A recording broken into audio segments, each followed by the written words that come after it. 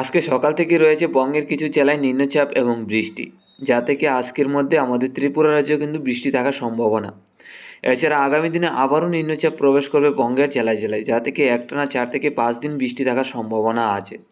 তো আগামী কত তারিখের মধ্যে আবারও নিম্নচাপ আসবে তা আমরা জেনে নেব। এছাড়া আজকে থেকে যে নিম্নচাপ রয়েছে আমাদের ত্রিপুরা রাজ্যে নিম্নচাপ প্রবেশ করবে কোন সময় কোন কোন জেলায় কী পরিমাণ থাকবে তাও আমরা জেনে নিচ্ছি। তো আজ 15 তারিখ বৃহস্পতিবার, ফেব্রুয়ারি মাস 2024। আমরা চলে এলাম সরাসরি লাইভে। প্রথমে দেখে নিচ্ছি নিম্নচাপ। দেখুন, রংপুর এবং রাজশাহীর সাইড নিয়ে কালার দিকে হালকা পাতলা ছিটাফোঁটা বৃষ্টি আছে। ঢাকার উত্তরে ময়মনসিংহের সাইড নিয়েও হালকা পাতলা ছিটাফোঁটা বৃষ্টি আছে। এছাড়া আমাদের ত্রিপুরা এবং বাংলাদেশের বাকি জেলাগুলি কিন্তু পরিষ্কার। আসামের শিলচরও পরিষ্কার। গুয়াহাটির সাইড নিয়ে হালকা পাতলা ঝড় বৃষ্টি আছে। তো আজকে দুপুরের মধ্যে যদি যাই, এই নিম্নচাপটা চলে আসবে আমাদের ত্রিপুরা রাজ্যের দিকেও। তাতে বাংলাদেশের একাধিক জেলা সহ হয়ে আমাদের ত্রিপুরা রাজ্যেও হালকা পাতলা ঝড় বৃষ্টি। তাতে বাংলাদেশের রাজশাহী, সিলেট, ময়মনসিংহ, ঢাকা, কুমিল্লা, তারপর বরিশাল হয়ে আমাদের ত্রিপুরা, এরই মধ্যে হালকা পাতলা ঝড় বৃষ্টি। আলিপুরদুয়ার এবং গুয়াহাটির মধ্যেও হালকা পাতলা ঝড় বৃষ্টি থাকবে। এছাড়া বাকি জেলাগুলি কিন্তু পরিষ্কার। আসামের শিলচরের মধ্যে কিন্তু তেমন বৃষ্টির সম্ভাবনা নেই। হালকা পাতলা মেঘলাভাব থাকলে থাকতে পারে। রাত্রের মধ্যে গেলে সন্ধ্যা রাত্রির দিকে কিন্তু মোটামুটি পরিষ্কারই। বাংলাদেশের রংপুরের দিকে একটু নিম্নচাপ থাকবে।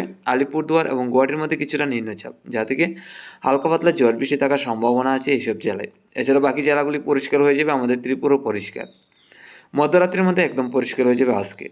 আগামীকাল সকাল থেকে নিম্নচাপ আর নেই, মেঘলাভাব থাকবে না। আবহাওয়া একদম পরিষ্কার হয়ে যাবে। দুপুরে তাপমাত্রা ঊর্ধ্বমুখী হবে। তাতে আমরা যদি আগামী দিনগুলির দিকে নজর রাখি, আগামী কত তারিখের মধ্যে আবারও নিম্নচাপ প্রবেশ করবে, যা থেকে বৃষ্টির সম্ভাবনা আছে একটানা কয়েকদিন, তার দিকে আমরা চলে যাচ্ছি। দেখুন, 18 তারিখের মধ্যে কিন্তু নিম্নচাপ তেমন থাকছে না। 19 তারিখও নেই।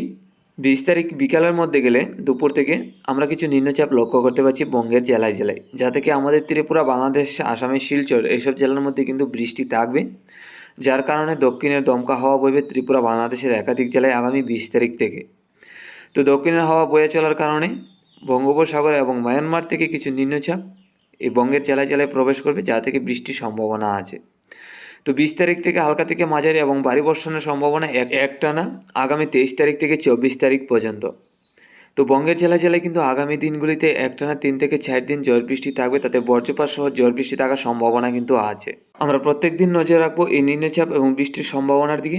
আগামী দিনগুলিতে আরও পরিবর্তন হচ্ছে কিনা, তাতে বাড়ি থেকে অতি ভারী বর্ষণ বা কালবৈশাখী ঝড়ের মতো ঝড় থাকার সম্ভাবনা আছে কিনা তার দিকে নজর রাখবো। এখন দেখে নিচ্ছি মেঘলাভাব। আজকে থেকে যেহেতু আমাদের ত্রিপুরায় নিম্নচাপ থাকবে এবং বৃষ্টি থাকবে, যার কারণে মেঘলাভাব থাকারও সম্ভাবনা। আমরা দেখে নিচ্ছি এই মেঘলাভাবের কি পরিস্থিতি, কোন সময় থেকে মেঘ প্রবেশ করবে আমাদের ত্রিপুরায়। দেখুন, আমরা আজকে থেকে যদি নজর রাখি, আজকে কিন্তু তেমন মেঘলাভাব নেই। শুধু বাংলাদেশের রংপুর এবং রাজশাহীর দিকে কিছু মেঘলাভাব আছে। এছাড়া ঢাকার উত্তরের সাইড নিয়ে আসামের শিলচরের দিকে কিছু মেঘলাভাব।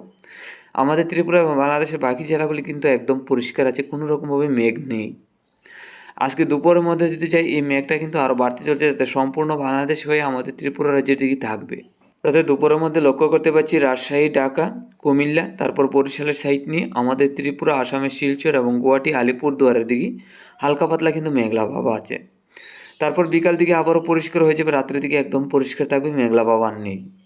আগামীকাল থেকে আবারও আবহাওয়া শুষ্ক থাকবে, কোনো রকমভাবে মেঘ থাকবে না ত্রিপুরা, বাংলাদেশে। তবে দুপুরের তাপমাত্রাটা থাকবে ঊর্ধ্বমুখী, তাতে 29 থেকে 30-এর কাছাকাছি থাকবে ত্রিপুরা, বাংলাদেশের একাধিক জেলায়।